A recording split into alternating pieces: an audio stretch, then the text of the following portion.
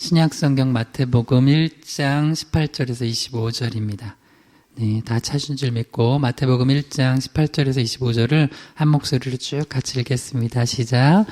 예수 그리스도의 나심은 이러하니라. 그의 어머니 마리아가 요셉과 약혼하고 동거하기 전에 성령으로 잉태된 것이 나타났더니 그의 남편 요셉은 의로운 사람이라. 그를 드러내지 아니하고 가만히 끊고자 하여 이 일을 생각할 때 주의 사자가 현몽하여 이르되 다윗의 자손 요셉아 내 아내 마리아 데려오기를 무서워하지 말라. 그에게 잉태된 자는 성령으로 된 것이라. 아들을 낳으리니 이름을 예수라 하라. 이는 그가 자기 백성을 그들의 죄에서 구원할 자이심이라 아니라. 이 모든 일이 된 것은 주께서 선지자로 하신 말씀을 이루려 하심이니 이르시되 보라 처녀가 잉태하여 아들을 낳을 것이요 그의 이름은 임마누엘이라 하리라 하셨으니 이를 번역한즉 하나님이 우리와 함께 계시다 함이라. 요셉이 잠에서 깨어 일어나 주의 사자의 분부대로 행하여 그의 아내를 데려왔으나 아들을 낳기까지 동침하지 아니하더니 나음의 이름을 예수라 하니라. 아멘. 기도합니다. 하나님 아버지, 오늘 이렇게 좋은 날 허락해 주시고 또 수요 예배로 주님의 높으심을, 위대하심을, 예수께서 우리의 그리스도 되시고 주가 되심을 찬양하게 하심 감사드립니다. 우리 삶의 날마다 예수께서 주 되심을, 우리에게 은혜 주심을, 우리를 구원하심을 늘 입술로 선포하게 도와주시고 그로 말미암아 우리에게 부어주시는 그 은혜로 승리케 하여 주시옵소서. 오늘도 부족한 종이 바른 십자가 부활의 복음 진리의 말씀만 대언케 하시길 소망하며 또 각자의 자리에서 예배드리는 자들에게 은혜 주시고 이 말씀 받고 많은 열매 맺어 하나님께 영광 돌리길 소망하며 예수님의 이름으로 기도드립니다. 아멘. 오늘 말씀의 제목을 한번 따라해 보겠습니다. 성숙한 신앙인. 네. 성숙한 신앙인 네 번째 시간 갖도록 하겠습니다. 마태복음 1장 18절에서 25절 본문으로 성숙한 신앙인 시리즈 살펴보고 있습니다. 신앙의 성숙을 위해서 자신과 타인과 하나님으로 이렇게 이어지는 삼각형요. 머릿속으로 그려보세요. 삼각형. 자신, 타인, 하나님. 이 삼각형이 어떻게 이제 영적으로 연결되고 어떤 영적인 관계를 맺어야 되는지 살펴보고 있습니다.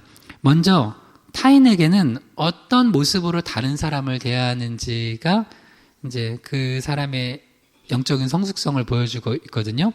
타인에게는 허물을 덮어주는 모습으로 나타나야지만 성경에서 말하는 성숙한 신앙인의 모습이라는 거예요. 그리고 자기 자신은 세상과 구별된 모습으로 살아가야 되고요.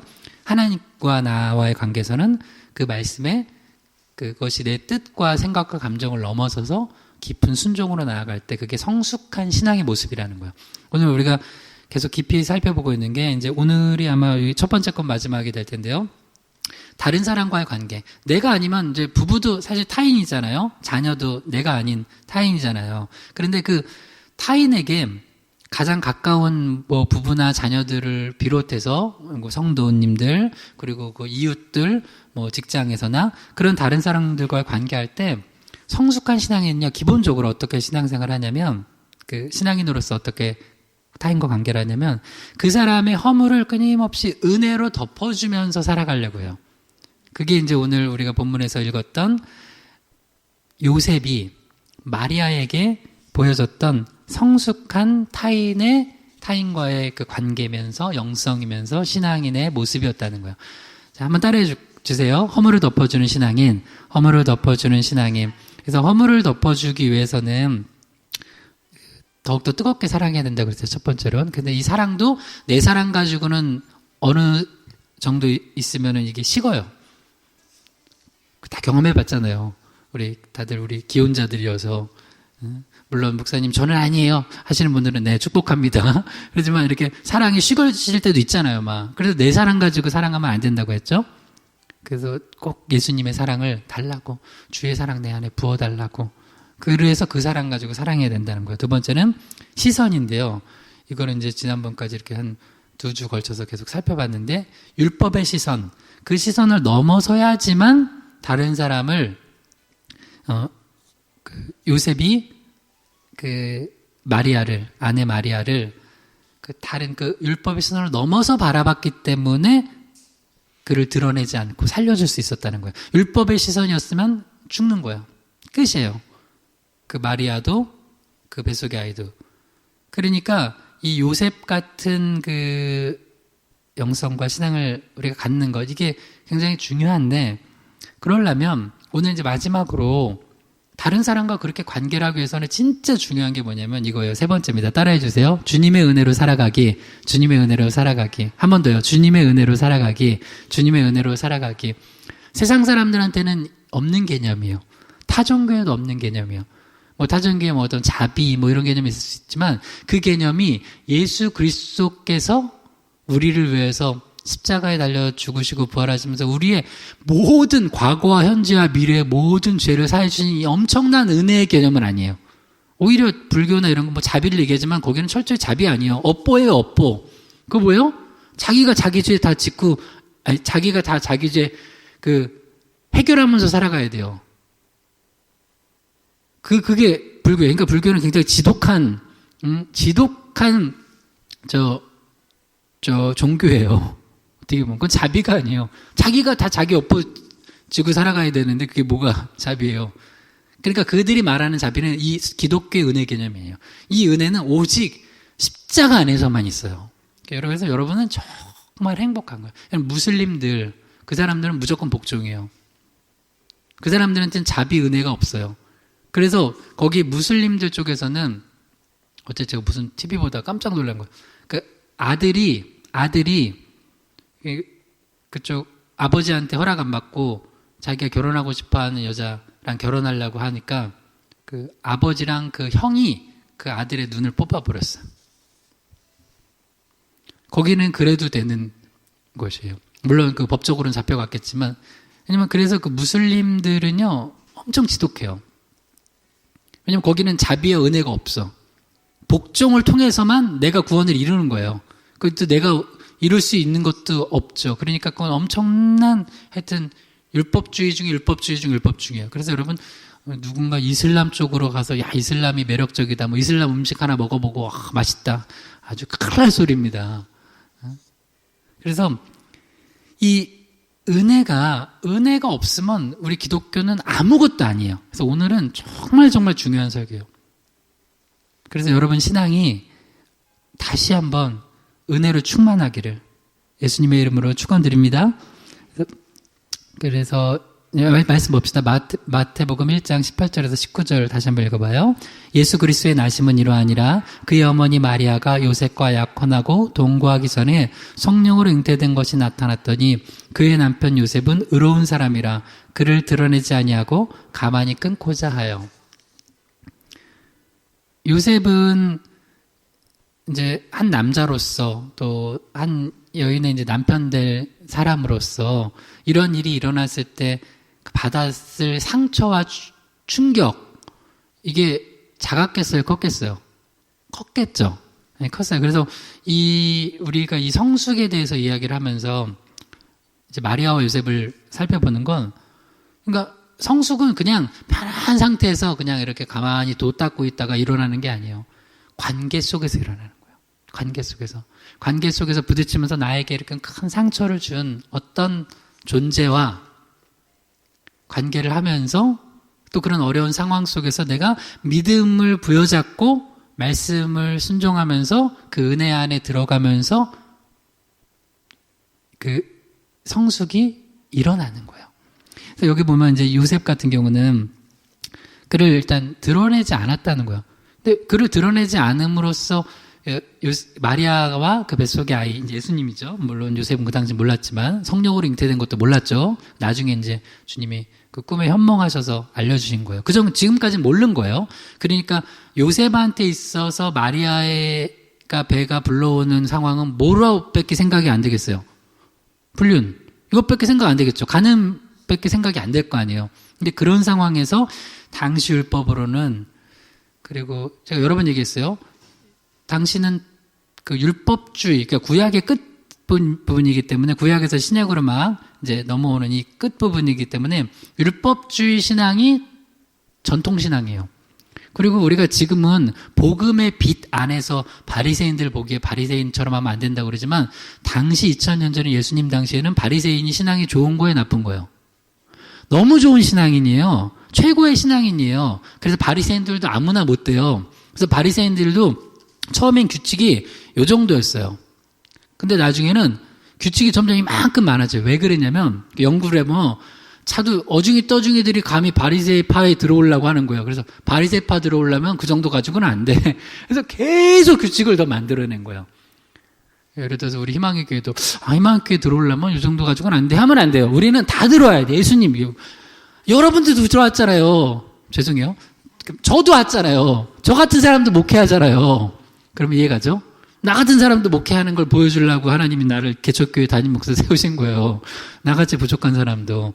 그래서 최근에 또 제가 아는 어떤 좀 분이 5월 달에 개척 예배를 드렸더라고요. 이야, 그걸 보면서 너무 참 귀하더라고요. 누가 요새 그 코로나라고 못한대. 다 개척할 사람 다 하고 선교갈 사람 나가요. 야, 그래서 근데 누가 만약에 저한테 목사님 개척교회 하니까 어때요? 힘들죠? 만약에 물어보면 제가 뭐라고 대답할까요? 뭐 힘든 건 있지만 난 하라고 할 거예요. 왜? 여러분 개척을 하는 게 내 힘으로 하는 거예요? 은혜로 하는 거예요? 은혜죠? 그러니까 그걸 믿으면 하는 거예요. 그리고 나는 솔직히 이렇게 얘기하고 싶어. 진짜 나 같은 사람도 개척했는데 목사님 왜 못하겠어요? 솔직한 마음이에요. 솔직한 심정. 그러니까 거기 율법주의자들은 굉장히 어렵게 만들어놔. 모든 걸. 못한다고. 아무나 하는 게 아니라고. 다들 그거 사기치는 거예요. 우리 다 은혜 받고 살아가는 건데 마치 자기는 되게 의로워가지고 뭔가를 하는 것처럼 만들어 놓는 거예요. 근데 요셉은 희미하지만 은혜를 알았어요. 그래서 요셉은 일단 드러내지 않았어요. 왜? 율법을 갖다 대면 죽여야 돼. 근데 여기서 그 율법의 잣대를 갖다 대지 않고선 살릴 수 있는 방법은 뭔가를 계속 생각한 거예요. 그래서 결과는 지금 그를 드러내지 않는 그런 결과를 지금 이제 결론이 난 거고, 그래서 이렇게 낼 수 있었던, 그를 드러내지 않는 그런 결정을 할 수 있었던 원인을 뭐라 그래요? 마태복음 1장 19절 초반에 그의 남편 요셉은 의로운 사람이기 때문에. 자, 그럼 여기 세 가지는 꼭 기억하셔야 돼요. 여기 성경에서 말하는 의는 꼭 뭐와 연결이 돼 있어요? 믿음이에요. 의는 율법을 잘 지켜서가 아니라 성경에서 말하는 의는 믿음 때문에 얻는 의예요. 그리고 이 믿음은 뭐랑 연결돼 있어요? 은혜예요. 이 삼각형을 잊으면 안 돼요. 의는 믿음과 연결이 돼 있고 믿음은 은혜예요. 그래서 너희가 그 은혜로 말미암아 믿음으로 구원의 선물을 받은 거예요. 의롭다 하심을 받은 거예요. 에베소서 말씀에. 그래서 구원은 은혜고 선물이에요. 믿음으로 인해서. 그래서 의, 믿음, 은혜 이 세 가지가 우리 안에 가득 차 있어야 돼요. 그게 기독교 신앙이에요. 그 의는 율법의 의가 아니에요. 믿음에 의한 의고 그 믿음 역시도 하나님의 은혜에 의한 거예요. 그래서 요셉이 의로운 사람이라는 거는 다른 말로 하면 요셉은 믿음의 사람이라는 거고요. 그 믿음은 하나님을 믿었다는 거예요. 내가 잘한 거, 내가 율법을 잘 지킨 걸 믿은 게 아니라. 그리고 그 하나님을 믿었다는 건 뭐냐면 그게 바로 요셉은 은혜를 아는 사람이라는 거예요. 그래서 은혜를 아는 사람만이 다른 사람에게 어떻게 그 허물을 요건 작은 허물, 솔직히 여기 얘기해봐요. 여러분 요셉 입장에서 마리아는 작은 허물이에요? 큰 허물이에요? 자기한테 준 상처가 작은 상처예요? 큰 상처예요? 큰 상처예요. 근데 그거를 덮을 수 있었던 건, 그 허물을 덮을 수 있었던 건, 그 상처를 덮을 수 있었던 건 은혜를 알았기 때문이에요. 그래서 여러분이 이제 가정에서도 생활할 때 하나마다 부부싸움, 요셉과 마리아 요 정도였으면 진짜 칼부림 날 수 있는 사건이에요. 그죠? 제가 너무 목사님 너무 막 얘기하시는 거예요? 아니 뉴스를 보잖아요. 요 정도면 거의 저 남편이 칼 들고 설칠 수 있는 상황이라고요. 그런데 요셉이 안 그랬다는 거예요. 그래서 보니까 뭐 한 몇 주 전에 보니까 또 뭐 남동생이 20대 남동생의 누나를 칼로 뭐 찔러 죽였대요. 왜? 잔소리했다고. 도대체 이게 그러니까 그리고 뭐 여러 사건들 많잖아요. 왜 그러냐면 은혜를 모르면 사람이 그렇게 돼요. 은혜를 모르면. 그래서 우리에게 가장 필요한 건 뭐냐? 법과 제도 다 중요해요. 근데 은혜가 있어야 돼. 여러분 일단 교회부터 해봐요. 교회에 가장 필요한 건 은혜예요. 여러분 가정에 가장 필요한 게 뭐예요? 물질이에요?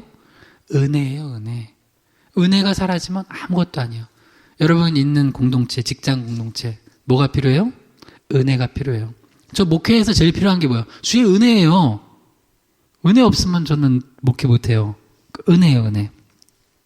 자, 그러면 이 은혜의 시작이 어디서부터 이제 있냐? 그래서 믿음의 조상부터 봐야 돼요. 믿음의 조상이 누구예요? 아브라함이죠. 자, 창세기 15장 5절에서 6절 읽어봐요. 이 그를 이끌고 밖으로 나가 이르시되 하늘을 우러러 무뼈를 셀 수 있나 보라. 또 그에게 이르시되 내 자손이 이와 같으리라. 아브라함이 여호와를 믿으니 여호와께서 이를 그의 의로 여기시고. 자, 우리가 헷갈리고 잘 모르는 게 아브라함이 이삭을 바쳤을 때 그걸 의로 여겼다고 생각하는 사람이 있어요. 아니에요. 그게 아니에요. 언제 하나님께서 아브라함의 믿음을 보시고 그를 의롭다 여겨주셨냐면 이삭을 주실 거라는 거를 믿었을 때 그걸 의로 여겼다는 거예요. 헷갈리면 안 돼요. 이거 성경 잘 알아야 돼요. 성경 대충 읽으면 안 돼요. 언제 의로 여겼다고요? 이삭을 바쳤을 때가 아니라 이미 바랄 수 없는 중에 사실 아브라함과 사라는 아예 못 낳았잖아요. 인간적으로 하면. 근데 하나님께서 하늘을 우러러 무뼈를 보라는 거예요. 그래서 갑자기 아브라함이 하나님과 영적으로 교제하다가 하늘을 보니까 별이 너무 많은 거야. 오늘의 숙제는 너무 쉽습니다. 가족들과 한번 날이 좋으면 밤하늘의 별을 보면서 우리 주님의 은혜를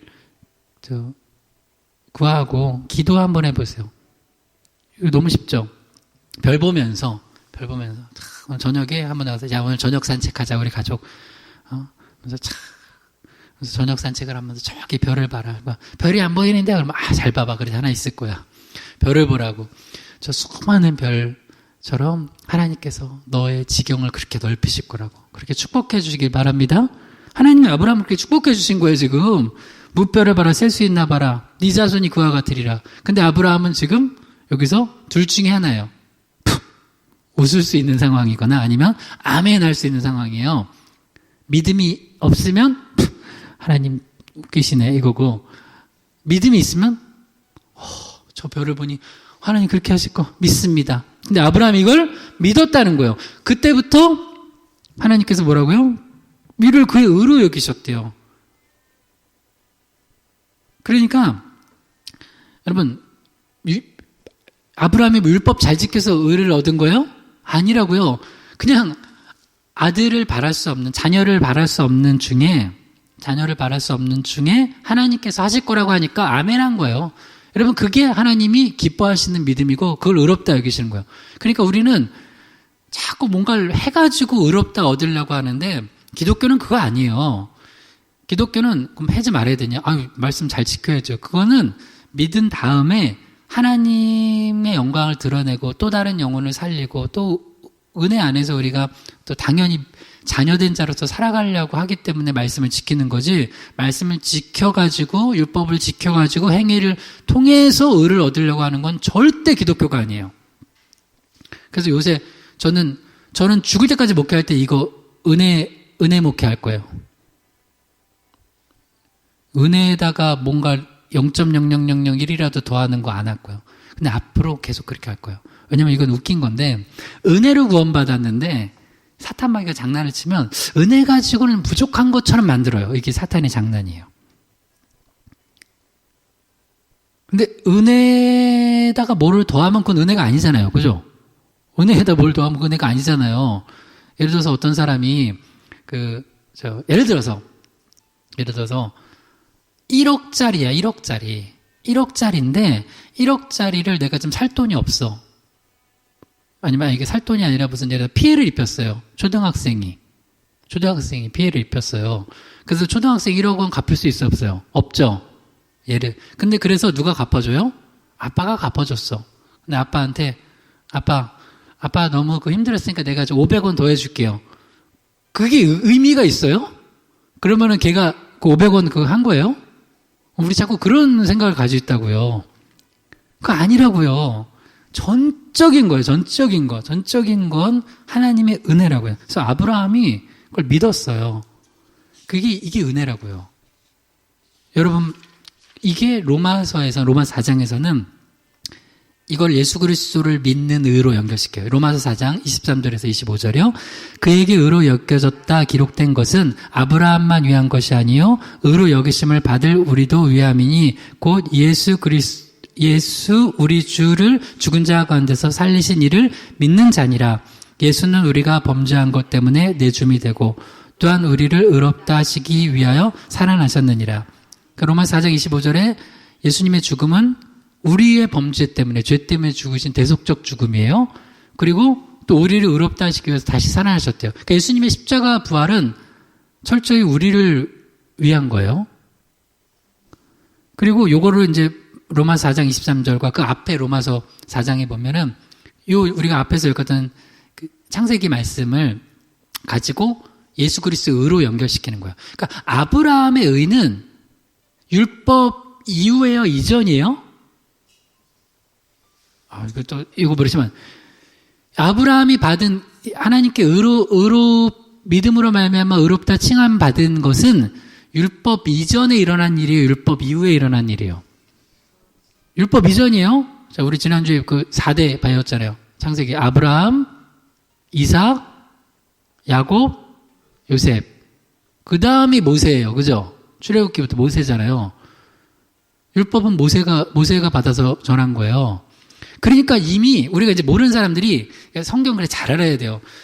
신약이 이제 구약 이제 이후에 나와 있기 때문에 이제 그것만 보면은 율법이 먼저고 은혜가 나중이라고 생각하잖아요. 아니에요. 율법은 그 중간이고 사실은 원래 은혜예요, 은혜. 원래 믿음이에요. 믿음을 통해서 의를 입은 거예요. 그게 아브라함이에요. 그래서 창세기를 잘 읽어야지 이게 신약으로 또 잘 연결시키는 거예요. 그래서 로마서는 계속 그걸 얘기하는 거예요. 심지어 히브리서 5장에서는 여러분 예수님이 대제사장 되셨대요. 근데 제사장은 어느 지파에서 나와요? 레위 지파. 말이 안 되잖아. 근데 그래서 예수님의 대제사장 되신 계보를 어디에 반차를 따르는 거라고 하냐면 멜기세덱의 반차를 따라대요. 이것도 창세기에 나오죠. 멜기세덱은 그 아브라함한테 11조 받은 제사장이에요. 그러니까 이제 멜기세덱은 되게 신비 인물이죠. 그러니까 레위는 어디서 나온 거예요? 아브라함, 이삭, 야곱. 야곱의 12아들 중에 레위예요. 거기서 레위 지파 중에서 그 제사장들이 나오는 건데 예수님은 그걸 뛰어넘었다는 거예요. 그러니까 지금 요 아브라함이 하나님을 믿으니 의로 여겼다는 것과 지금 아까 이제 여기서는 안 보겠지만 히브리서 5장에 특별히 이제 히브리서 5장 10절에 보면 예수님이 멜기세덱의 반차를 따른 대제사장이 되셨다는 건 율법 이전의 얘기라는 거예요. 그러니까 자꾸 율법 가지고 너희들이 율법을 가지고 은혜를 패하려고 그러면 안 된다는 거예요. 은혜가 먼저예요. 할렐루야. 그래서 여러분 가정은 은혜의 가정 돼야 되고 교회는 은혜의 교회 돼야 되고 목회도 은혜 목회 돼야 되고 여러분 이제 봐봐요. 남녀 관계 요셉과 마리아도 무슨 관계 돼야 돼요? 은혜 관계 돼야 돼요. 여러분 제일 은혜 관계 되기 쉬운 관계가 어딜까요? 부모 자녀예요. 부모 자녀에서 거래 관계 있어요? 부모 자녀인데 거래 관계 있으면 그거는 진짜 나쁜 부모죠. 그건 아니죠. 가끔 있어요. 그 사람들은 진짜 불쌍한 부모님이고 그 밑에서 자라는 자녀들. 부모님은 그냥 은혜잖아요. 은혜로 주는 거지 뭐. 어느 날 부모님이 다 너 지금까지 키운 거 다 계산해서 갚아라. 그런 부모는 내가 본 적은 없지만 있을 수도 있죠. 뭐 이상한 부모는. 근데 제일 의외로 거래 관계 되기 쉬운 그 관계가 어디게요? 부부예요, 부부. 그래서 부부는 완전히 영적으로 은혜 가운데 하나 되지 않으면, 그래서 영적 연합이 되게 중요해요. 부부는 언제든지 거래 관계로 가요. 그래서 이번에 어제 가정의 달 또 시작하면서 놀라운 뉴스가 나왔죠. 빌 게이츠 부부가 이혼한다고 해요. 다들 그러면 보통 이혼한다 그러면 아유 안타까워 할 텐데 다들 부럽다 뭐 이래요. 왜냐면 그 위자료와 재산 분할이 어마어마할 거라는 거예요.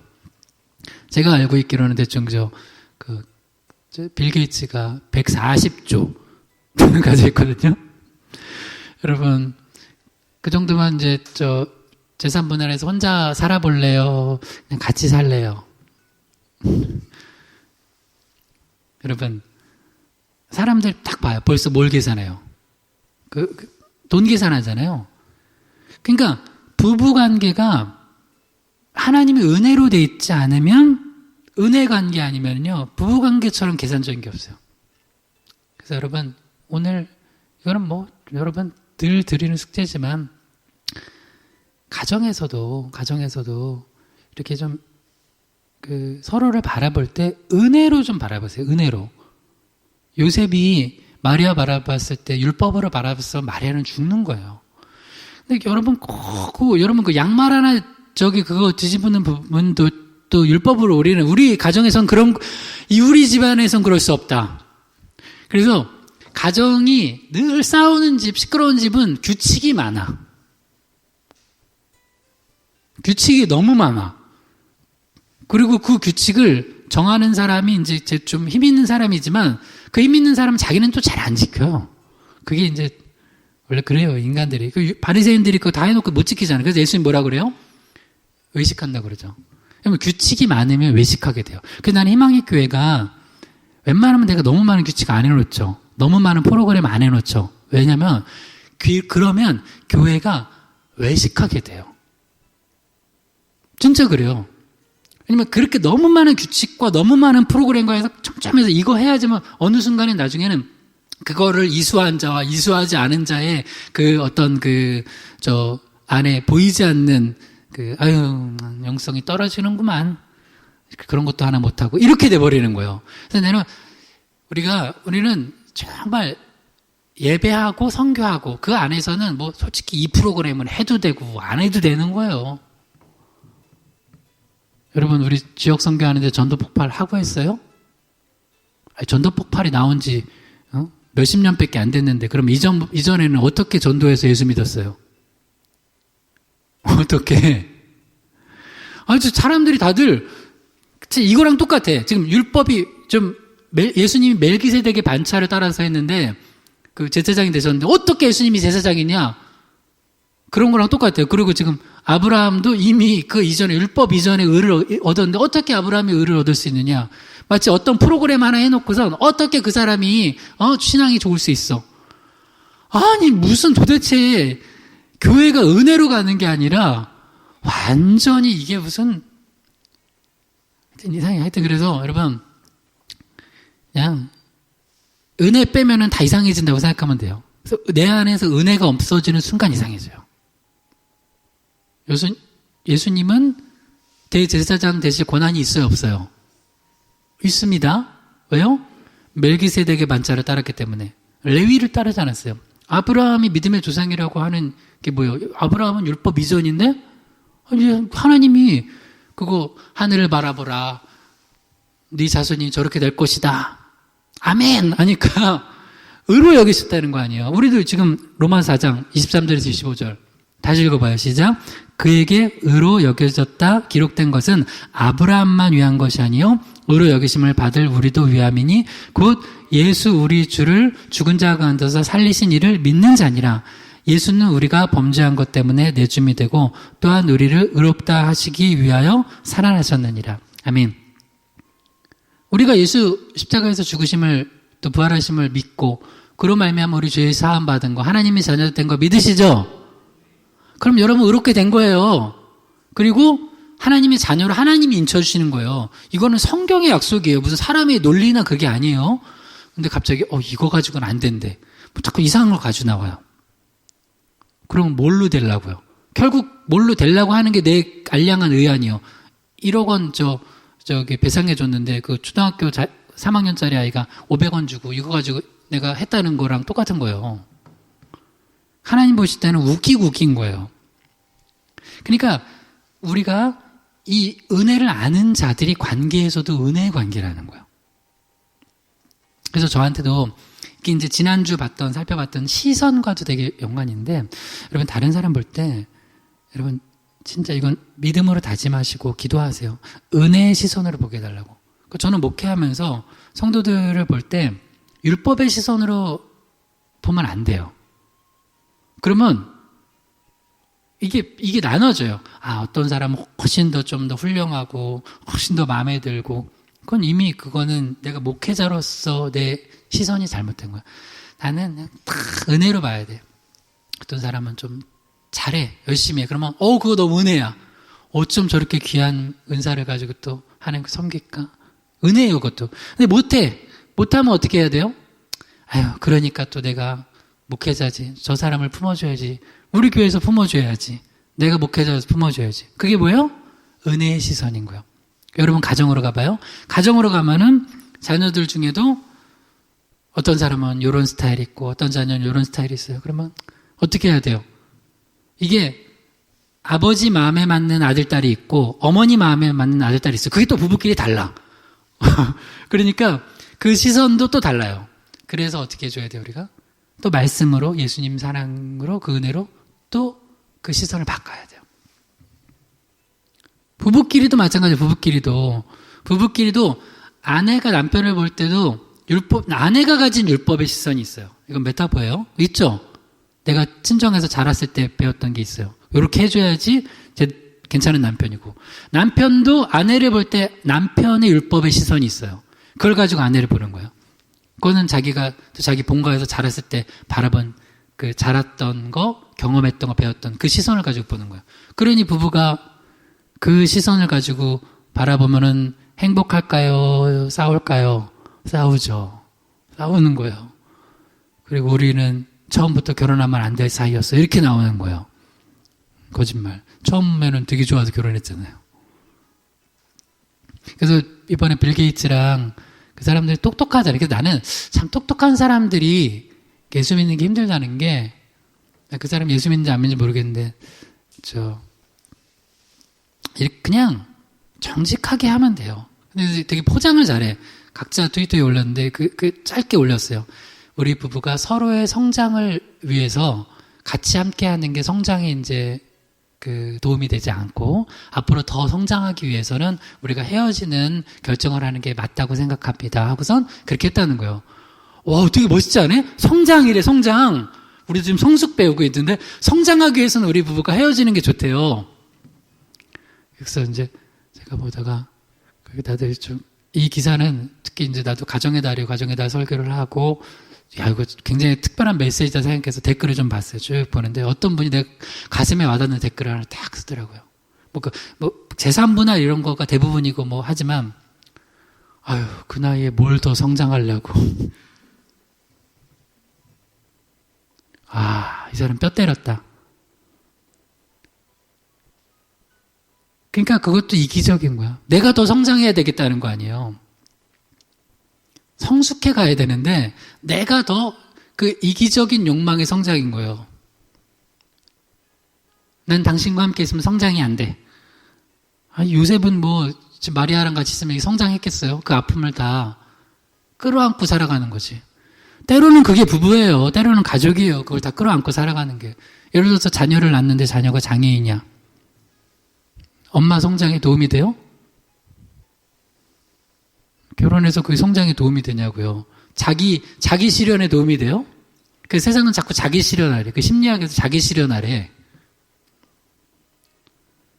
권사님들 여기 와서 맨날 이렇게 예배드리고 자기 실현에 도움이 돼요? 저기 더 많은 재밌는 거 따라가야지. 자꾸 이상한 거를 가르쳐요. 여러분, 성경은 자기 실현하라고 하지 않아요. 자기 부인하라고 그래요. 그래서 어느 정도 우리가 주님 안에서 배울 것도 배우고 성장도 해야 되겠지만, 그 성장이 다른 영혼들을 살리고 하나님의 영광을 드러내는 성장이 아니라 자기가 더 행복해지려고, 자기만 더 편해지려고, 자기 실현하는 데 목매가지고 하려고 하는 성장이라면 그 성장은 이기적인 거예요. 그냥 솔직하게 뭐가 마음에 안 맞았고 뭐 했다 이렇게 하지 뭐. 그래서 역시 하여튼 똑똑한 사람들은 하여튼 뭐 표현하는 것도, 그러니까 갑자기 다들, 나도 성장을 위해서 좀 헤어져야 되겠다, 뭐 이런.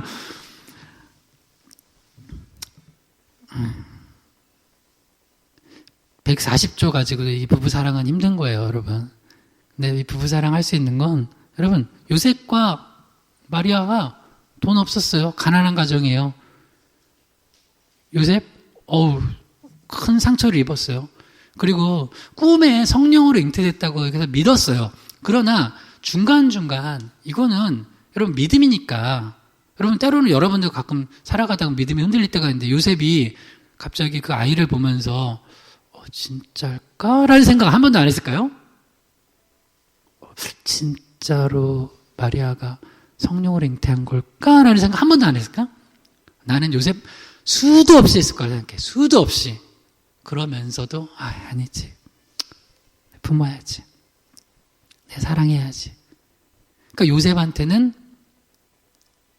내 성장, 자기 증명, 자기의 이것보다는 그래도 내가 사랑했던, 그리고 내가 사랑하고 지금 아내로 삼은 이 여인을 끝까지 믿고 품기로 하는 거예요.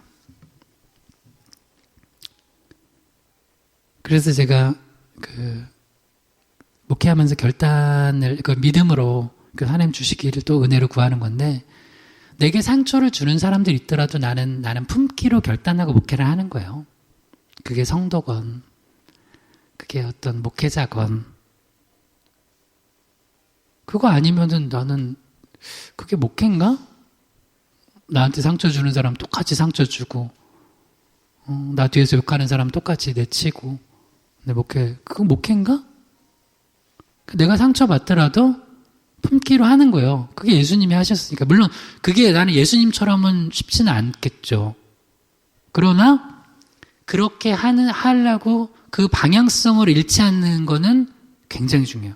그래서 여러분, 방향성이 되게 중요해요. 여러분이 은혜의 방향성을 가지고 살아가느냐, 율법의 방향성을 가지고 살아가느냐. 이건 그 사람이 좀만 지나보면 열매로 나타나요. 열매로. 그리고 또 하나, 여러분, 직장에서도 어떤 사람은 정말 저 사람 때문에 우리 직장 잘 된다 하는 사람 있어요, 없어요?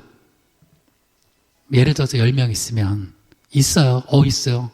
과분한 사람이 있어. 이 직장에 있기에 과분한 사람이 있어. 저 사람 스카우트해서 가면 안 되는데 헤드헌터 만나고 다니는 거 아니지? 하는 그런 사람이 있어요. 근데 반면에 쟤는 제발 좀 안 나가주나? 하는 사람이 있어요, 없어요? 대답하지 마세요. 마음속으로만. 반드시 있어요. 반드시 있어. 그러면 그 사람은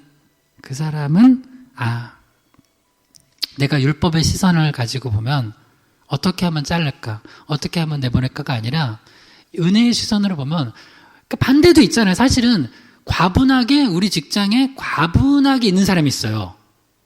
그럼 반대로 그렇지 않은 사람도 있어서 이렇게 또 맞춰지는 거예요. 그러니까 뭐라고 하는 거 하나님이? 그러니까 그 사람에게도 은혜를 베푸는 거야. 요거 이해 가나요? 이게 모든 인간관, 그러니까 우리는 근데 이렇게 생각해. 내게 좀 과분한 게 올 때는 당연하다고 생각해. 근데 내가 좀 부족한 게 오잖아요? 너무 화나. 이게 바로 이제 이게 죄성이에요, 죄성. 우리 죄성이에요. 그래서 요거를 하나님 앞에, 이제 이런 거를 이제 그렇게 해서 받아들이기 위해서는 우리에게 필요한 게 뭐냐면, 그게 바로 내가 은혜를 받는, 내가 은혜의 경험이 있어야 돼요. 마태복음 18장 23절에서 26절이요.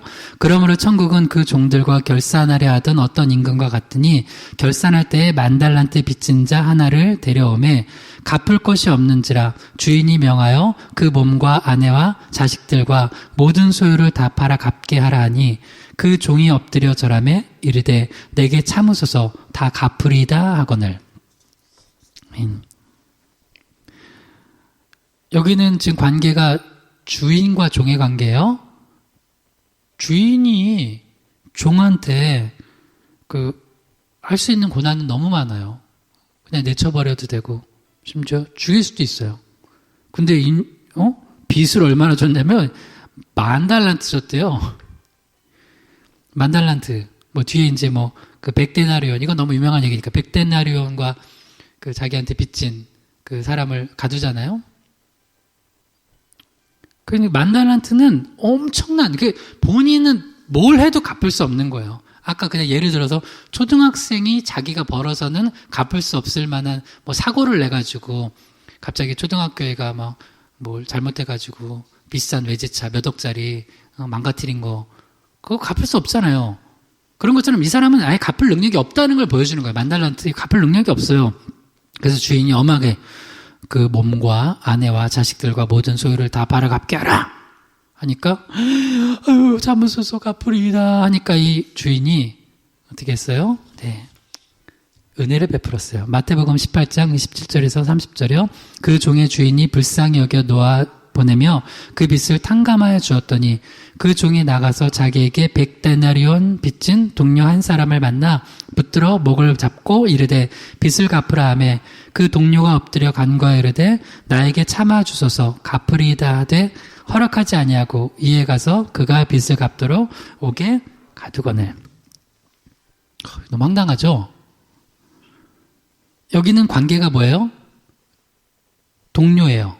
그러니까 아까는 주인과 자기가 종과의 관계였어요. 그리고 그것도 10,000달란트를 빚었어요.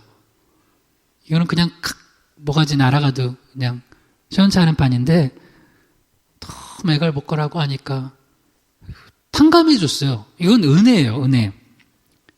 이거 하나님께서 우리를 그렇게 용서해 주셨다는 거죠. 은혜를 주셨다는 거예요. 근데 이 종이 그 동료예요. 동료. 그 종들끼리, 그 중에 종들끼리 동료한테 가서 100데나리온 빚진 동료한테 가가지고 그냥 멱살 잡고 넥타이 꽉 올리면서 막 너 빚 갚으라고. 그러니까 알았다고, 미안하다고, 아유 자네 이러지 말라고, 내가 갚을게 하니까 용서 안 해주고 옥에 가둬버렸다는 거예요. 뭐 이건 많이 들어서 알겠지만 데나리온은 하루 일당이 하루 일당. 그러니까 100데나리온은 열심히 일하면 갚을 수 있는 돈이에요, 없는 돈이에요? 갚을 수 있어요. 100일 동안 열심히 일하고, 여러분 뭐, 먹을 거 안 먹고 하면서 하면, 한 3-4달 열심히 일하면 갚을 수 있는 돈이에요. 10,000달란트는 얼마예요? 1달란트가 6,000데나리온이에요. 1달란트가 6,000데나리온. 그러면 10,000달란트는 60,000데나리온. 60,000일 일해야지 벌 수 있는 돈이에요. 그러니까 우리가 100살까지 정도밖에 못 살잖아요. 길어도. 그러니까 평생이 아니라 그냥 못 갚는 돈이에요. 못 갚는 돈. 그거를 탕감해 줬다는 거예요. 근데 이 이야기가 이제 어떻게 이어지나 봐요. 자, 마태복음 18장 31절에서 34절이요. 그 동료들이 그것을 보고 몹시 딱하게 여겨 주인에게 가서 그 일을 다 알리니 이에 주인이 그를 불러다가 말하되 악한 종아, 내가 빌기에 내가 내 빚을 전부 탕감하여 주었거늘 내가 너를 불쌍히 여김과 같이 너도 내 동료를 불쌍히 여김이 마땅하지 아니하냐 하고 주인이 노하여 그 빚을 다 갚도록 그를 옥졸들에게 넘기니라. 그래서 요거를 그 동료끼리 일어난 일이에요. 그쵸? 그러니까 보니까 근데 그 주변에서 그렇게 그 100데나리온 빚졌다고 그 친구를 무자비하게 옥에 가둔 그 동료를 보고 그 친구들이 딱하게 여겼다. 이거는 그 감옥에 갇힌 친구는 딱한 거고 그거를 감옥에 가둔 친구는 뭐예요? 아유 진짜 못됐다 이놈 못됐다. 어떻게 이런 짓을 할 수 있냐. 그럼 알고 있거든. 자기는 엄청나게 더 큰 은혜를 받았으면서 본인은 이런 짓을 하고 있는 거야. 그래서 이거를 주인에게 얘기를 하니까 주인이 뭐라고? 악한 종이래요. 네가 빌어서 내가 이렇게 네 빚 전부 탕감해 줬다. 그렇게 큰 은혜를 받고 너는 네 친구를 그래 네 입장에서는 그럴 수 있는 돈이지 100데나리온. 근데 그거를 만약에 은혜를 안 받았다 그러면 그럴 수 있어. 근데 너는 내가 얼마 전에 바로 10,000달란트 탕감해 줬잖아. 그 큰 은혜를 줬는데 너는 왜 이렇게 살아가? 하면서 그를 다시 가둬버린 거야. 그리고 이 이야기의 결론을 예수님이 영적으로 이 이야기를 왜 하셨나를 얘기해줘요. 마태복음 18장 35절이요. 너희가 각각 마음으로부터 형제를 용서하지 아니하면 나의 하늘 아버지께서도 너희에게 이와 같이 하시리라. 여러분, 왜 요즘 은혜를 얘기하면서 용서를 얘기하냐면요. 봐요. 여러분에게 상처 준 사람, 그리고 여러분에게 손해를 끼친 사람, 그리고 원수. 그 사람을 용서하기 쉬워요, 어려워요? 어렵죠? 근데 그 원수 같은 사람, 상처 준 사람을 용서해 본 경험이 없이는 하나님의 나를 용서하는 그 용서가 얼마나 큰 건지 모른다는 얘기예요. 그래서 때로는 우리에게 하나님이 원수 같은 사람 붙여줘요. 여러분, 예수님 십자가 용서하심이 어느 정도라고 생각해요? 여러분이 절대 용서 못할 것 같은 원수 있죠? 원수. 그 사람 용서해 주는 게 100데나리온 그거 탕감해 주는 정도예요. 근데 하나님께서 나를 용서해 주신 건 1만 데나리온 탕감해 준 거라는 거예요. 그래서 이건 역설이지만, 그래서 하나님께서 때로는 나한테 정말 미치도록 힘든 사람 붙여줘요. 왜? 그러면서 예수님이 나를 용서해 준 게 내가 지금 용서 결코 못할 것 같은 사람을 용서해 준 거에 수천 배, 수만 배 용서라는 거예요. 그런데 이게 은혜인데 그 은혜에 덧붙여가지고 뭔가를 할 수 있어요? 없어요.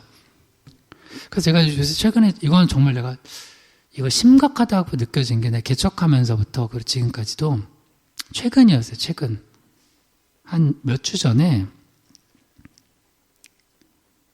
제가 20년 전에 어떤 사람이 생각이 나는 거예요. 신학교 때 선배야.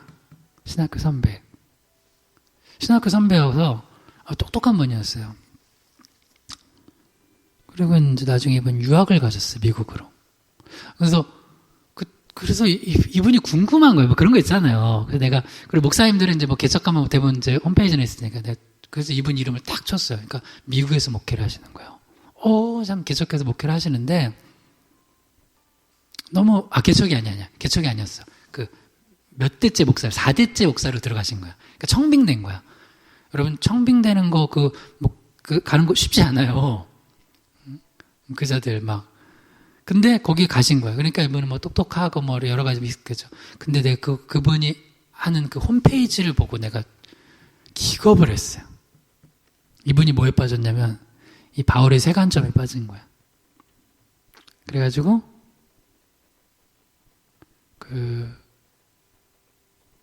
한번 구원받은 거 가지고 구원을 얻었다고 생각하고선 살아가는 그 성도들을 일깨워서 계속 우리가 죄 짓고 하면 우리 구원 못 받는다고, 구원이 취소된다고, 우리는 최종 심판 때 구원받은 걸 알 수 있으니까 우리가 이렇게 살아가면 안 된다고 하면서 그거를 자기가 사명으로 여기고 목회를 하겠다는 거를 딱 써놓은 거야. 미쳤구나.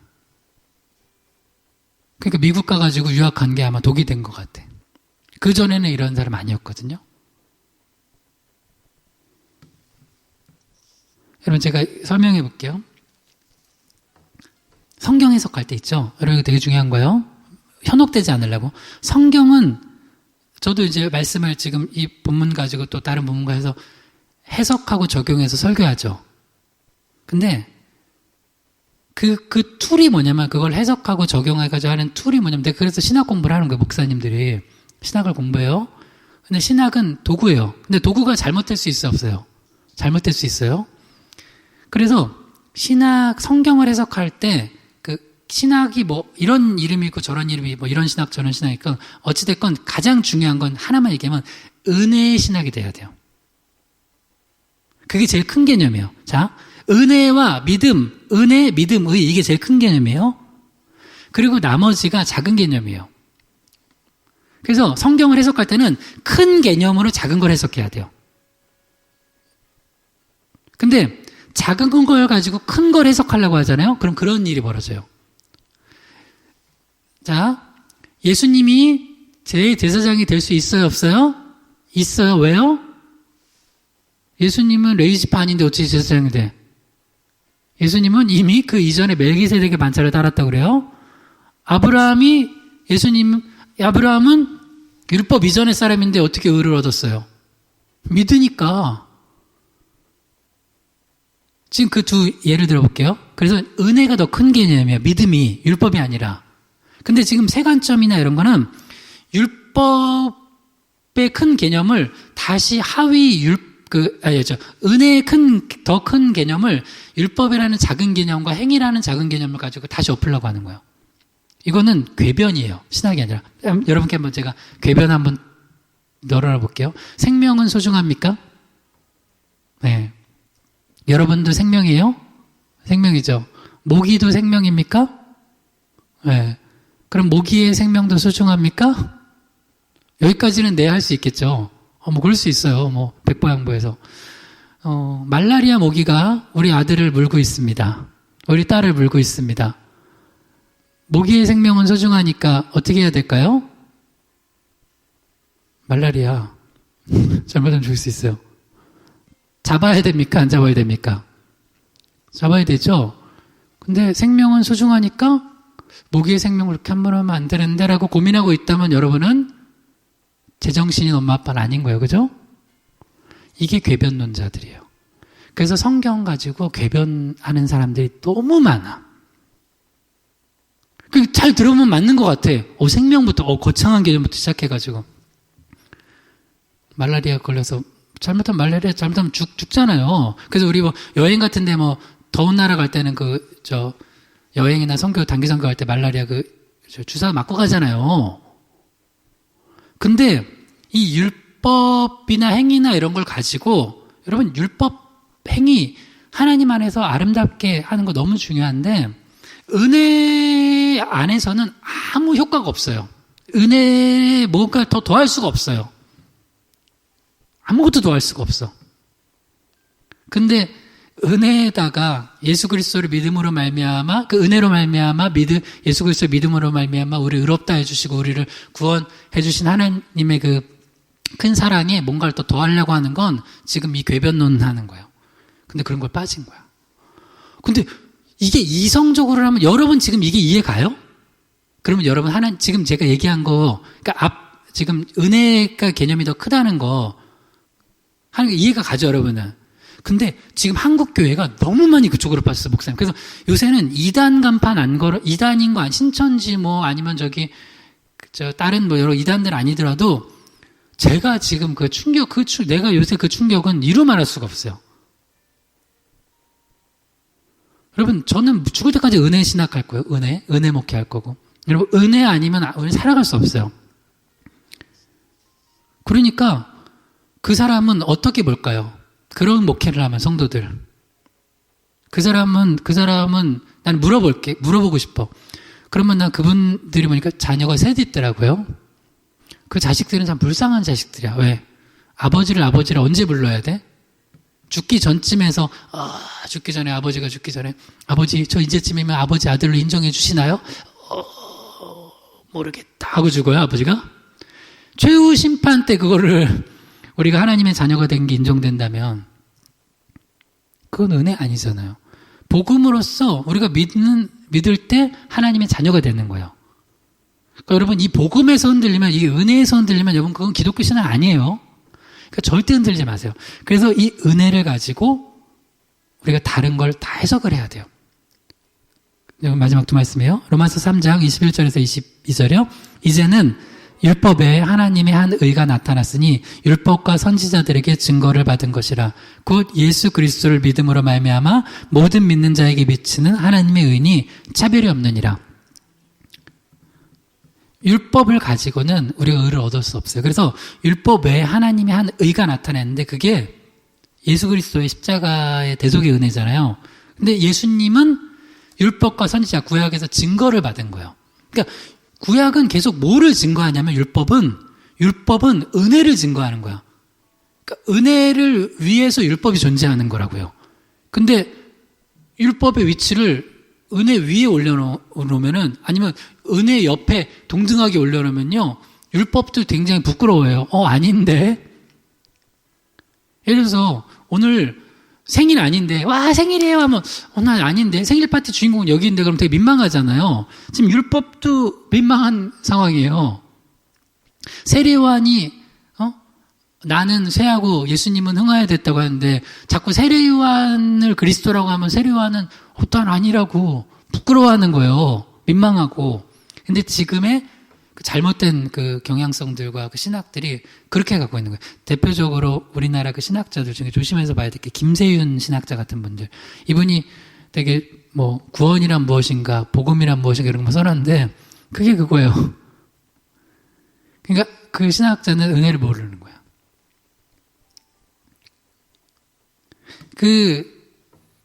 이제 외국 신학자들 같은 거는 하여튼 그것도 최신학이 최신거.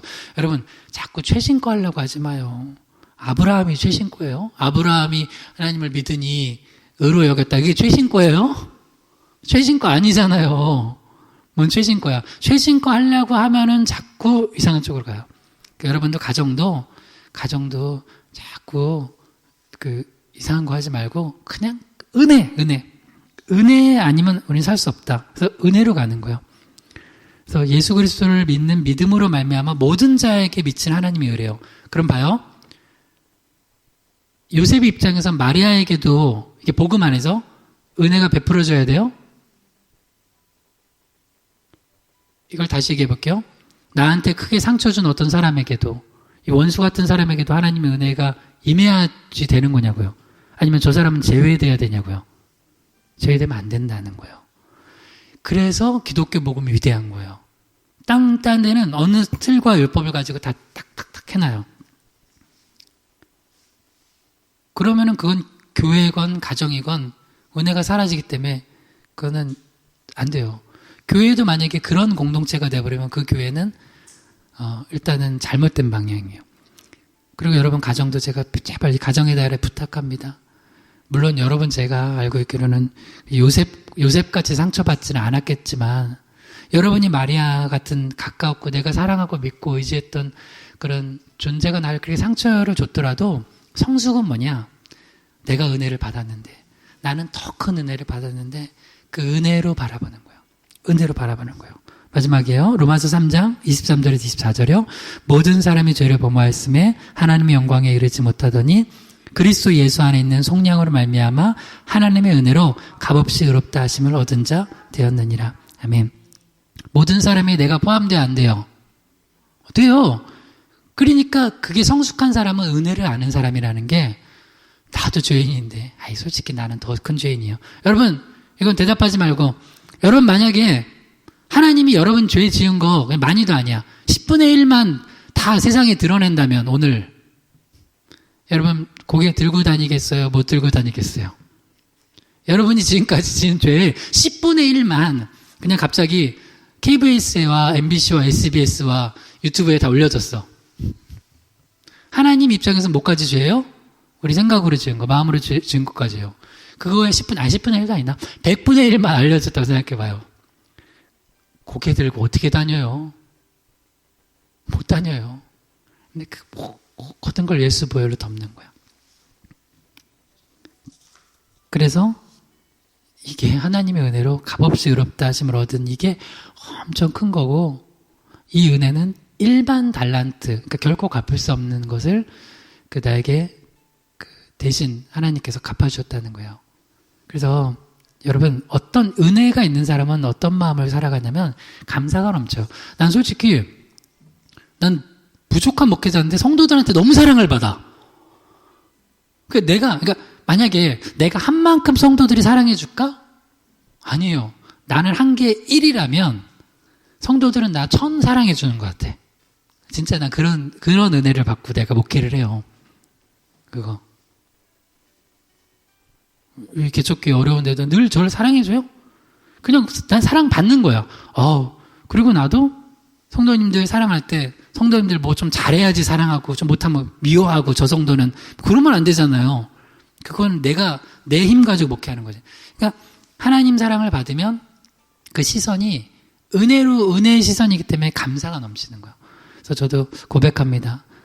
저는 사랑 많이 받고 우리 목회하고 있으니까 여러분 제가 늘 감사하는 마음 성도님들한테 가지고 있어요. 그리고 지금 당연히 하나님의 은혜에 감사하는 거고요.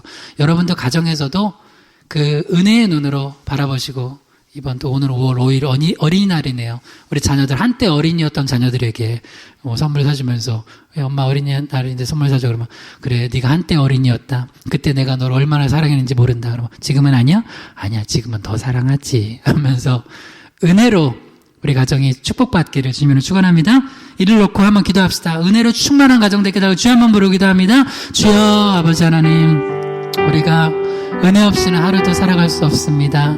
주님께서 우리를 그 은혜의 눈으로, 사랑의 눈으로 바라보시듯이 우리도 우리에게 붙여주신 남편, 아내, 자녀들, 아들, 딸, 부모, 형제, 또 우리 직장, 또 우리 성도들, 우리 주변의 이웃들 은혜의 눈으로 바라보고 그 은혜 받은 것으로 말미암아 그 은혜를 나누고 살아가게 도와주시옵소서. 허물을 덮어주고 연약함을 덮어주고, 또 때로는 나에게 큰 상처 준 자들도 또 예수님 사랑으로 끌어안을 수 있는, 용서할 수 있는 은혜 주셔서 늘 은혜가 끊이지 않게 하시고, 교회들이 은혜 아닌 다른 것 붙들고 살아가는 교회들 되지 않고, 은혜 아닌 다른 것으로 목회하지 않게 하시고, 은혜 아닌 다른 복음, 거짓 복음 전하지 않게 도와주시옵소서. 오직 주의 은혜만이 넘치게 도와주시옵소서.